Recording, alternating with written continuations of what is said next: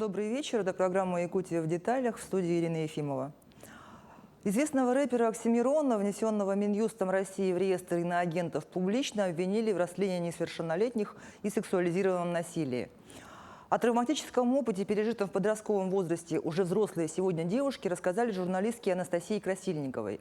Новый сезон ее подкаста, посвященный этому расследованию, состоит из 4 эпизодов и называется «Творческий метод». Он был опубликован на прошлой неделе и буквально взорвал интернет, особенно его либеральный сегмент, который, кажется, готов простить своему любимчику что угодно за ярко выраженную антироссийскую позицию. Ну, во всяком случае, часть комментаторов обвинила жертв Мирона Федорова, это настоящее имя иноагента, не просто в клевете, но в работе на Кремль. Очень многих из тех, кто утверждает, что никакого насилия не было, сбило с толку то, что сначала рэпер устанавливал с девочками дружеские доверительные отношения и ждал наступления так называемого возраста согласия 16 лет, прежде чем заняться с ними сексом. Оказывается, для такого поведения есть отдельное слово – груминг. И в этом контексте это не имеет отношения к стрижке собак. Это процесс, при котором взрослые манипулируют ребенком, чтобы завоевать доверие и склонить к сексуальной связи. И сегодня мы решили обсудить эту нашумевшую историю с человеком, который профессионально разбирается в психологии подростков.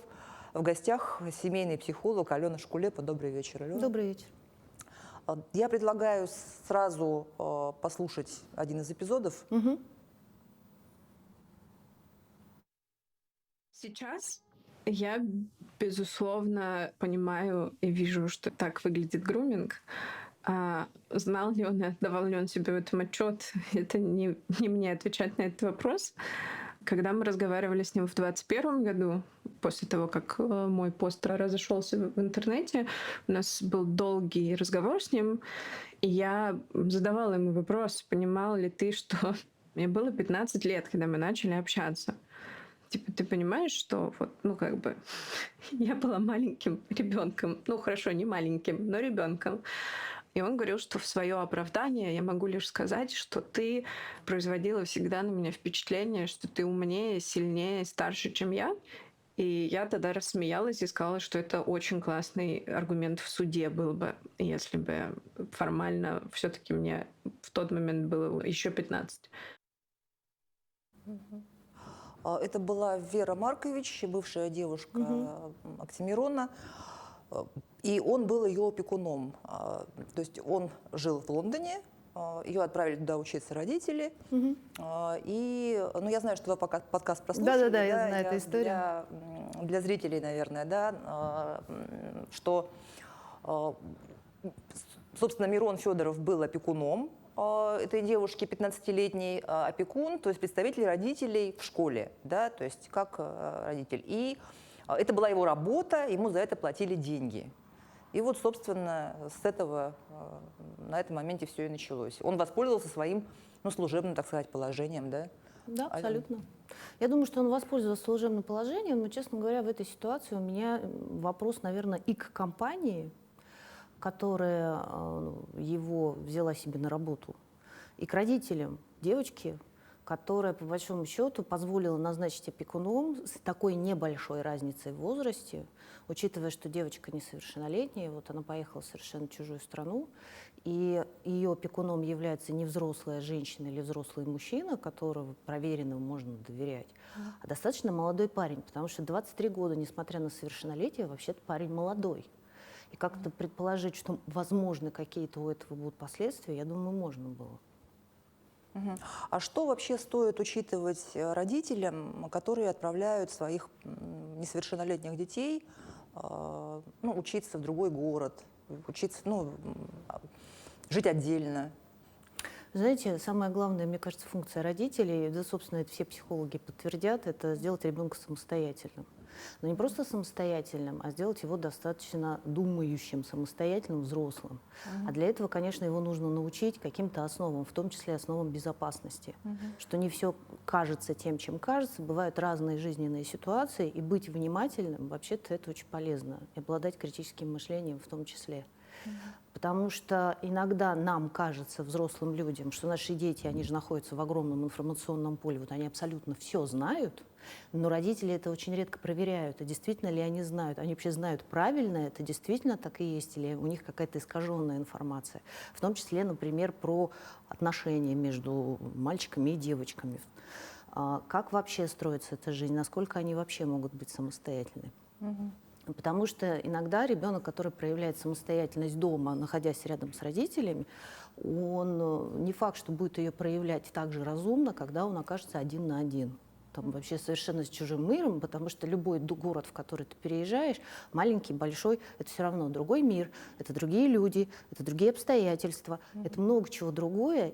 И там каждый раз приходится в этом мире адаптироваться. И как ребенок будет в этом адаптироваться, а я просто хочу обратить внимание, что наши дети сейчас, они дети очень долго. Это не время наших бабушек, когда в 16 лет уже, простите, в бой шли и поднимали страну с колен.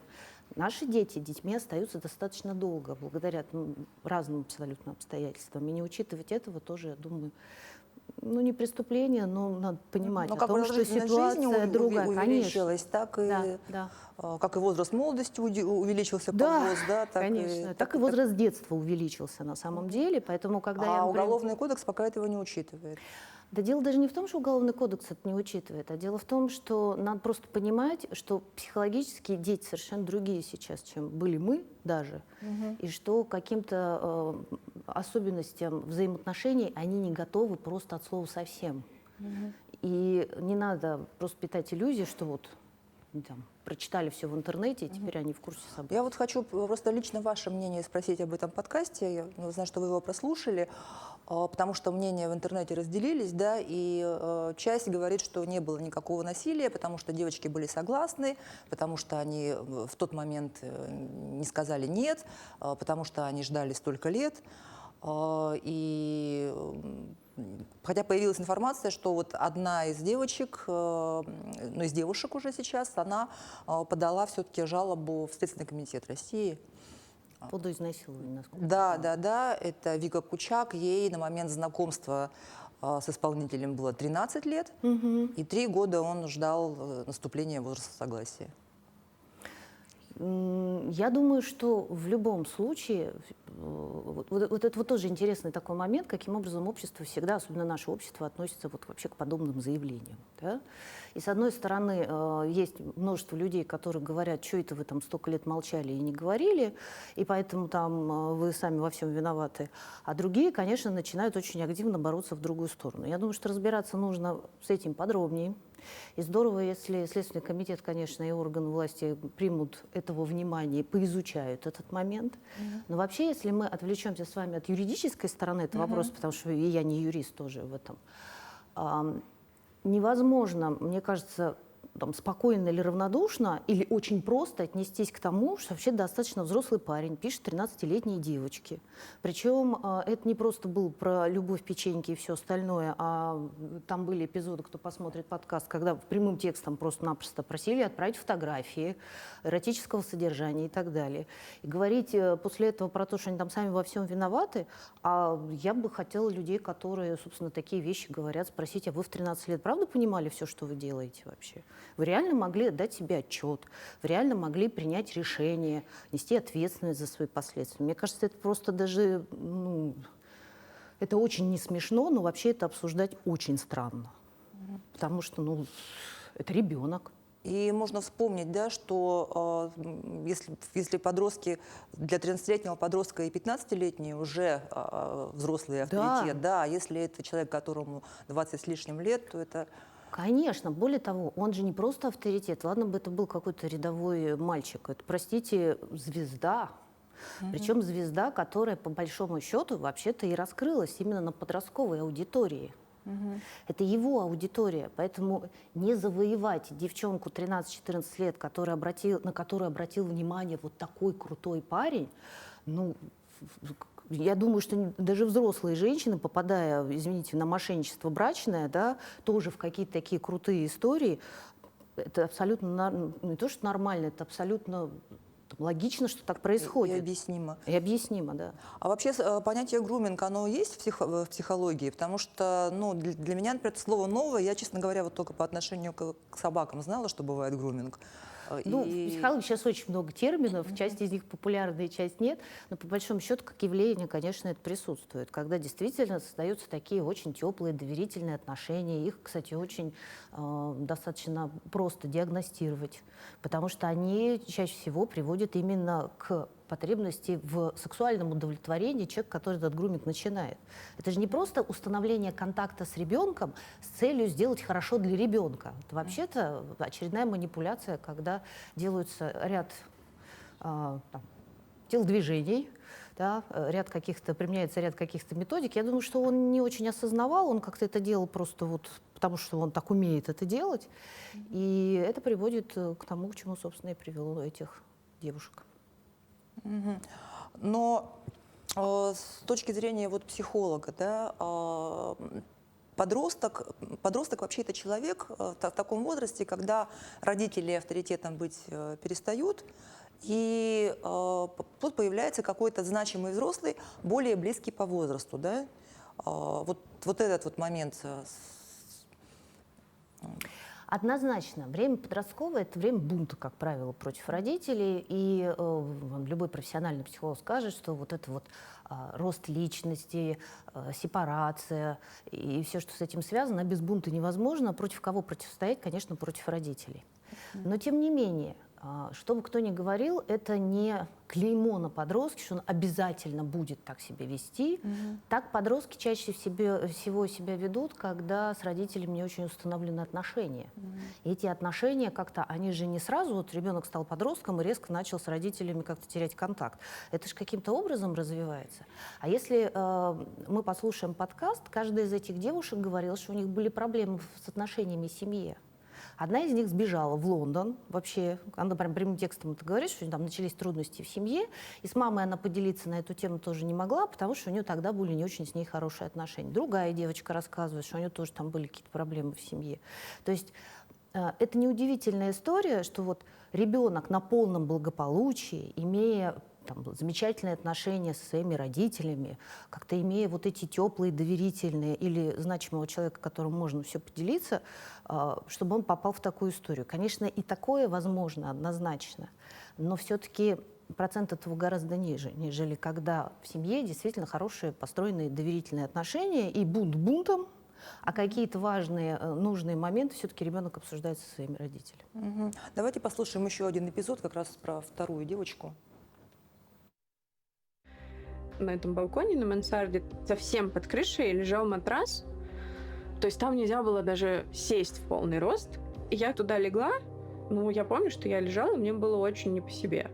Видимо, на каком-то инстинктивном уровне я понимала, что я оказалась в ситуации, которая не классная.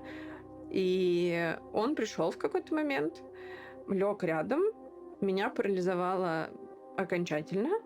И дальше, собственно, я никак не шевелилась. Я помню, что вот это было очень странно, что я не двигалась, но при этом у человека возникло желание заняться с неподвижным человеком сексом. Вот как это можно, его поведение как-то можно с психологической точки зрения объяснить? Ой, какой вы сложный, хороший вопрос задали. Я не могу это объяснить с психологической точки зрения, ну, потому что понятно, что он тоже человек, понятно, что у него есть какие-то определенные потребности, но вообще про этот эпизод, там есть еще предыстория, он выпивший был, он вообще пьяный был. Поэтому заниматься сексом с неподвижным объектом в пьяном состоянии, ну, не норма, но не удивительно. Такие эпизоды бывают. А то, что он осознавал, что это молодая девочка, которая вообще там находится в состоянии бешеного страха, но я думаю, что когда ты там под чем-то находишься, ты там себя очень плохо соображаешь, а уж другого ты тем более увидеть не можешь. Абсолютно. Поэтому тут, знаете, как стоит, наверное, разобрать, как он вообще к этому всему пришел. Ну, знаете, мне кажется, если мы начнем понимать какие-то вот эти моменты, это не столько нам позволит предотвратить это, сколько Ой, даже не знаю, знаете, я слушаю это, и у меня так сердце немножко колотится по этому поводу. Я просто представила эту сцену, потому что у меня 2 дочери. Я просто представила, если бы моя дочь попала в такую ситуацию, у меня там, наверное, клокотало бы все по этому поводу.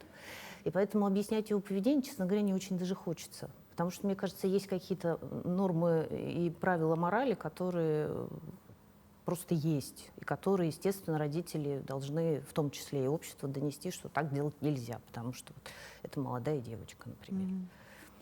Но ведь наверняка он себе все-таки отдавал отчет в том, что он делает, Ну, что да. поскольку он и ждал наступления 16 Да, лет. он даже там аудио записывал, чтобы они прям подтвердили, что да, это все было по согласию в 16 лет.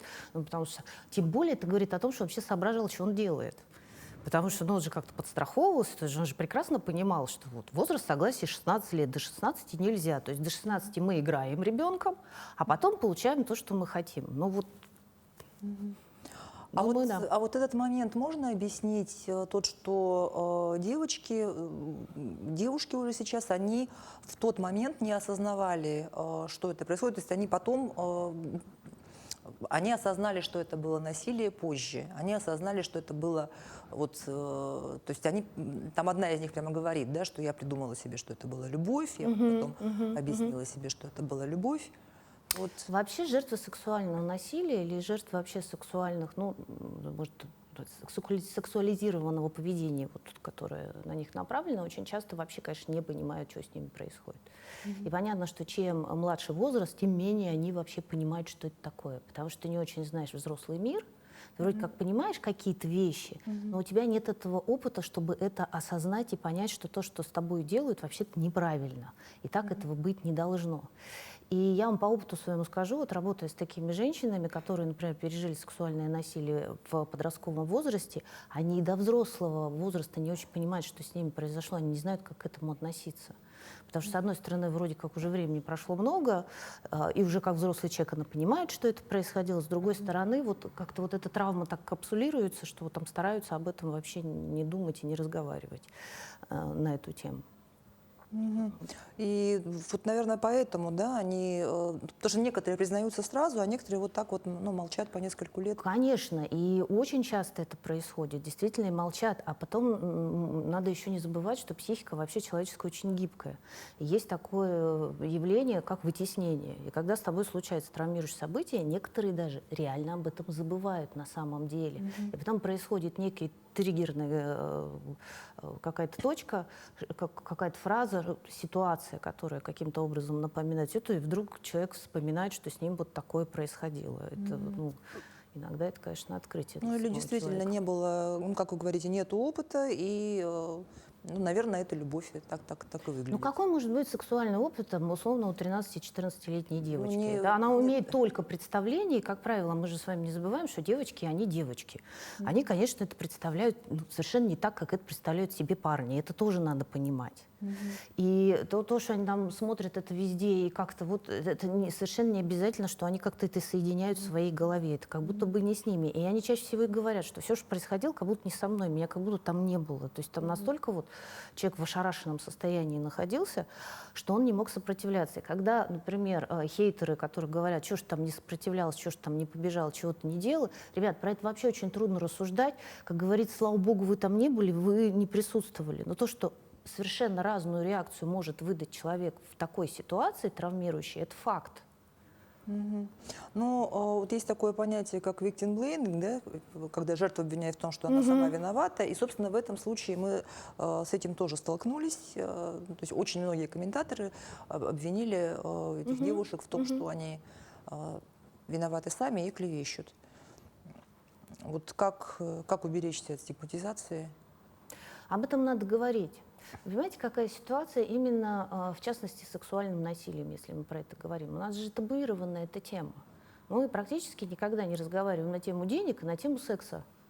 У нас нет, вот, по крайней мере, на сегодняшний день нет культуры про это. Мы, там, взрослые люди, которые выросли в Советском Союзе, совершенно не в обиду Советскому Союзу, мы про это с нашими родителями не разговаривали, нас не научили, как разговаривать с нашими детьми. Соответственно, наши дети где-то берут эту информацию, взрослые не проверяют, где они берут, потом раз-раз, свадьба, ребенок родился, ну, вроде как все в порядке. Да? Ну, Да? Либо случилась какая-то травмирующая ситуация, выяснилось, что ребенок про это ничего не знал. Я никогда не забуду, у меня была такая ситуация, когда это была подростковая ситуация, девочка забеременела. Вот реальная подростковая ситуация, полная семья, все в порядке такая, вот там у них отношения были неплохие. Девочка забеременела, когда ее спросили, ну, собственно, вы что? Он такой говорит, подождите, беременеть же от поцелуев, а мы не целовались. И это, простите, 21 век на носу. Ну, как бы не на носу, мы в нем живем. То есть ребенок в какой-то своей истории, вот он себе такой придумал. Соответственно, вот дальше происходит то, что происходит. Это не истории, это вот истории, которые вот сейчас с нами происходят. Потому что никто про это ничего не знает, у него какое-то свое представление об этом. А вообще вот вы как семейный психолог уже много работаете с детьми, с подростками, да? Встречаются ли такие вот подобные вот истории, которые мы сегодня обсуждаем, случаи? Встречаются, к сожалению, встречаются. И встречаются, и причем рассказывают об этом женщины, которые не просто много лет прошло, а очень много лет прошло. И эта травма продолжает работать. И когда у меня в кабинете рыдает 40-летняя женщина, которая вспомнила, что с ней произошло в 13 лет, и ей снятся страшные сны, это влияет, она замужем, у нее дети, но это влияет, продолжает на жизнь, становится страшно. И, конечно, язык не поворачивается, а почему ты про это молчала, а почему ты про это не говорила, и ты вообще сама во всем виновата. Вот это вот очень любимая наша история. Найти виноватых обязательно, надо их назначить, чтобы всем остальным как-то было попроще и полегче. Ну, для меня это трудно понять про поиск виноватых, особенно обвинение жертв. Но сейчас ведь жертвой, ну, часть комментаторов жертвой считает как раз, собственно, Оксимирона. Именно поэтому Следственный комитет должен в этом вопросе разобраться, потому что мы с вами можем рассуждать на эти темы с позиции, как это воспринимают девушки, и не верить им мы не можем, потому что у нас нет доказательств обратного. Оксимирон не высказался на эту тему, собственно, чем дал возможность интерпретировать вообще все, что происходило там, любыми способами. Поэтому у нас есть правоохранительные органы, которые, я думаю, с этим должны разобраться и наконец-то поставить точку, кто действительно в этой ситуации виноват.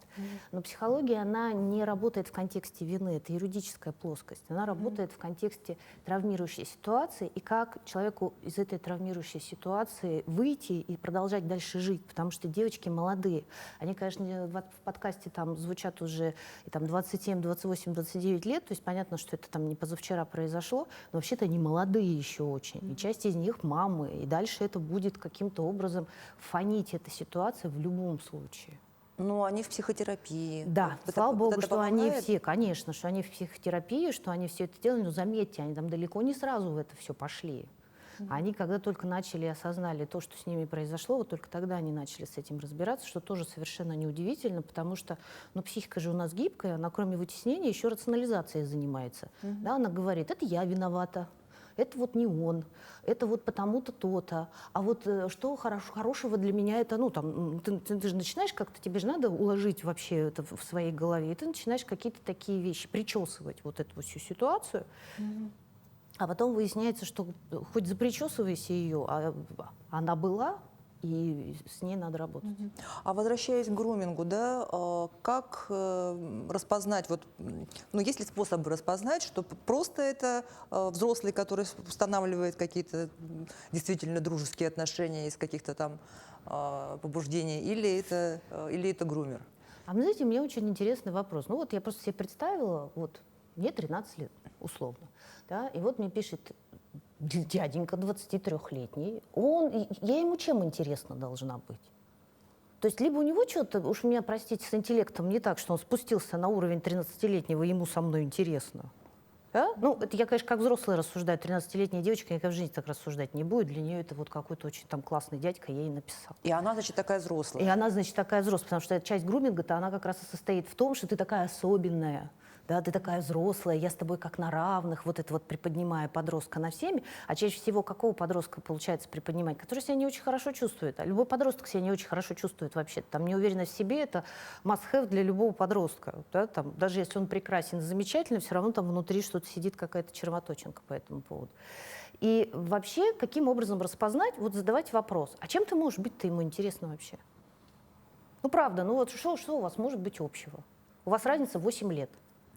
А в этом возрасте каждый год разница — это колоссальная разница. Это когда нам, простите, за 50 нам уже без разницы, там, 3 года, 5 лет или 8. Ну, в целом уже не так важно это, да, потому что как-то мы уже все состоявшиеся люди. А когда тебе 13, а тебе пишет 23-летний, у меня вопрос. А если он еще и пишет про то, что пришли мне, значит, свои эротические фотографии, ух ты ж, как интересно. Но вообще-то, смотрите, опять же, если мы говорим про взаимодействие родителей с детьми, вот родителям классно бы объяснить, что вообще-то этого быть не может. Вот приходит папа и говорит: солнце мое, я никогда в жизни не напишу 13-летней девочке, потому что мне с ней просто неинтересно. Да? И он объясняет эти все процессы, чтобы она понимала, что это немножко не то, что она себе придумывает. А с подростками тогда как себя нужно вести? Хвалить их, разговаривать с ними, что делать? С ними надо знакомиться, потому что это люди, которые сами себя изучают и, естественно, делают вызовы родителям. Конечно, надо интересоваться их какими-то... Слушайте, я все время вспоминаю, как я сидела и 10 дней каникул школьных смотрела аниме. Я не любитель аниме, и так им и не стала, но тем не менее, мне же надо знать, чем увлекается мой ребенок. Покажи мне, что тебе интересно. Мы до сих пор вспоминаем, как мы смотрели, и что там происходило, как мы это обсуждали. Часто очень родителям совершенно не в обвинении. Сейчас жизнь очень быстрая, сейчас действительно там надо деньги зарабатывать, надо много. Но упускается очень многое, в том числе в увлечениях наших детей. Но мы же не знаем, как у нас часто происходит. Это ерунда какая-то, вот все, давай, я не хочу, чтобы это видел, слышал и так далее. У меня была такая семья, где папа там Конституцию Российской Федерации всем за столом читал, потому что, ну, как-то все остальное это ерунда, а вот это важнее всего. И девочка говорила: мне вот нравится другое. Папа говорит: нет, тебе нравится Конституция, все, мы изучаем. Ничего против Конституции не имею, я всеми руками и ногами за, но как-то, мне кажется, все равно еще хорошо бы спросить, а что кроме этого тебе еще интересно? А мы как-то либо запрещаем, либо плюем на это и не входим в эту ситуацию. Я, например, иногда с подростками, у нас очень часто разговоры начинаются с того: слушай, у тебя значки какие-то интересные на рюкзаке, это про что? Там ребенок мне рассказывает целую огромную историю сюжетную. И ты про него начинаешь понимать, почему это ему нравится вообще, что там у него внутри. Хоть благодаря такому простому разговору. Поэтому если к детям чуть повнимательнее, мы про них гораздо больше узнаем.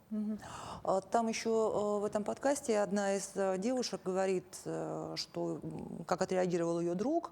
Он сказал: никому не рассказывать, Да, и потом да. не отмоешься. Да, это ужасно. Вот письмо.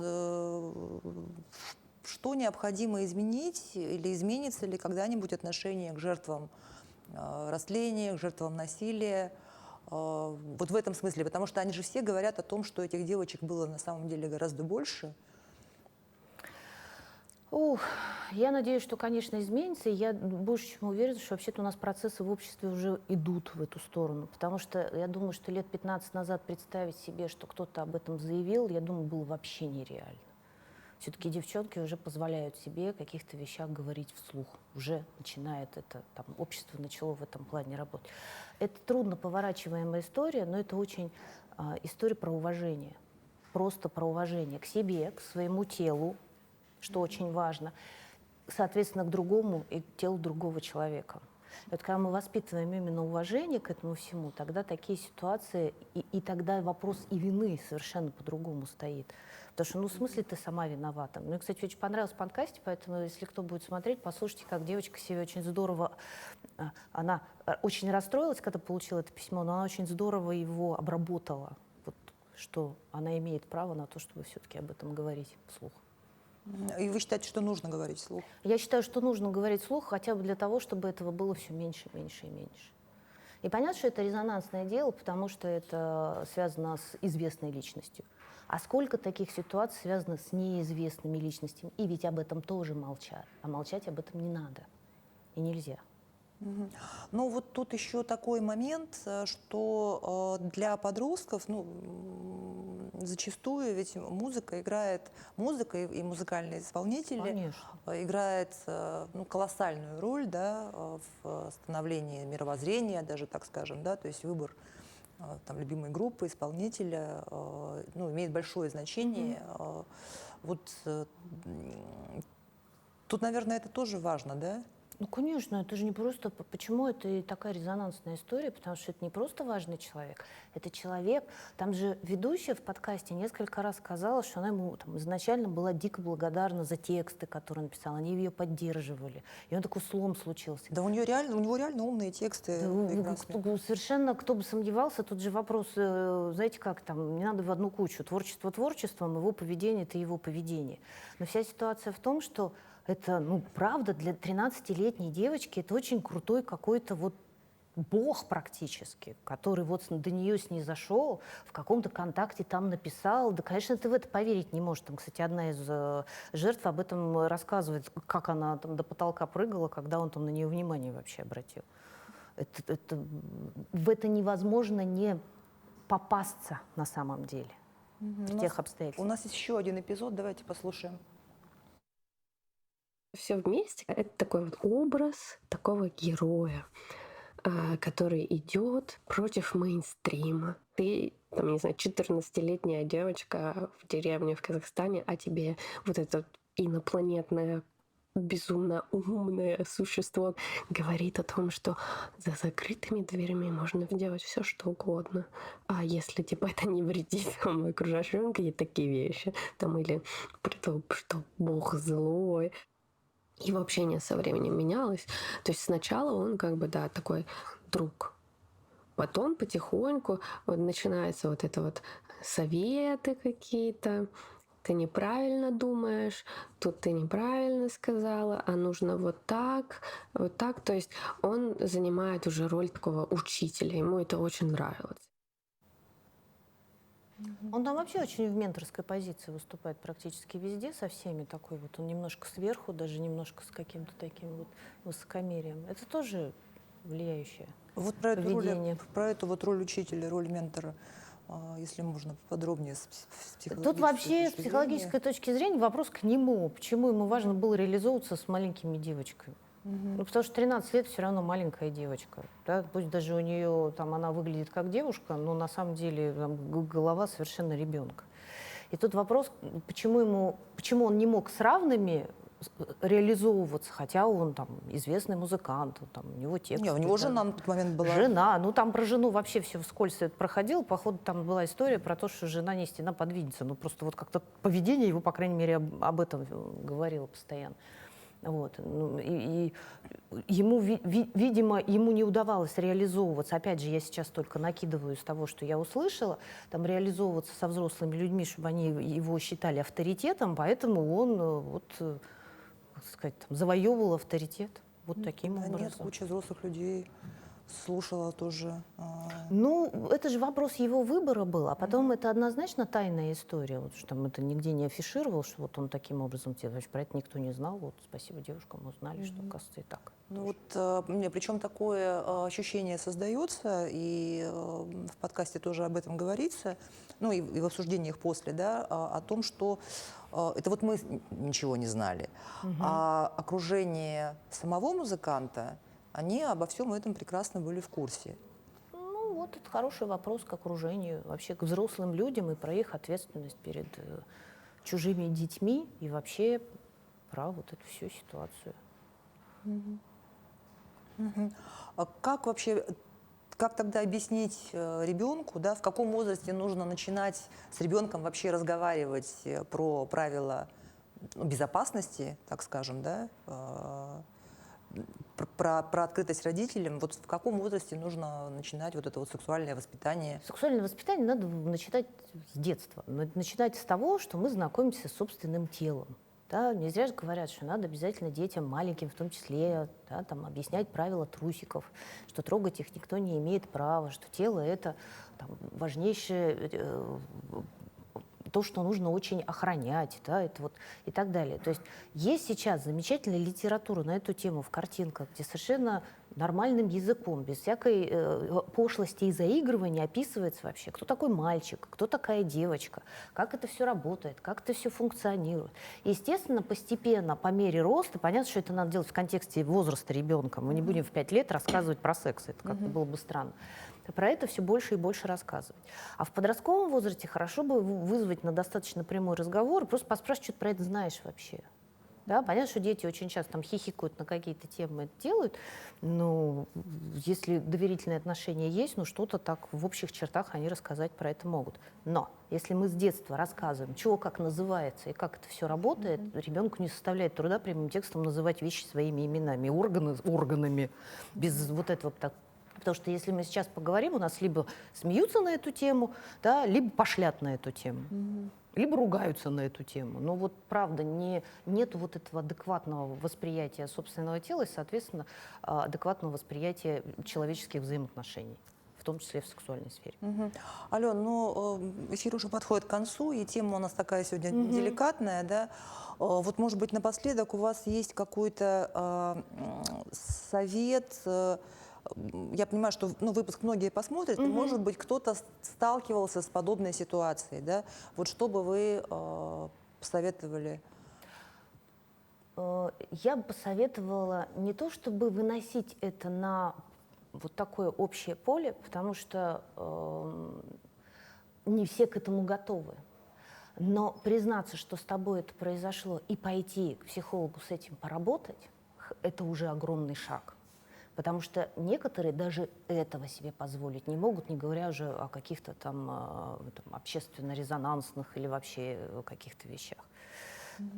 Потому что кто бы что ни говорил, травма имеет свойство продолжать жить в человеке и мешать ему строить гармоничную жизнь. И нужно с психологом ее... Конечно, нужно с этим работать, однозначно нужно с этим работать.